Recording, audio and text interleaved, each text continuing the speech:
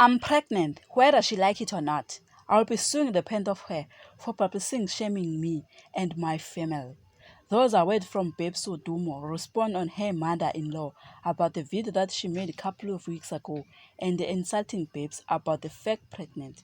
Babes said, I'm going to press charges against her for humiliating me in public and for swearing at me.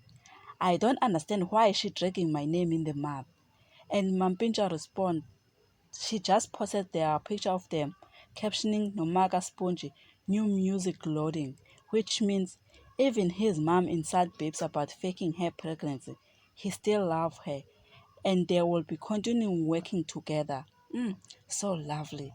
I thank you. Please don't forget to subscribe, like, comment, and press notification button to be the first to see whenever I upload it.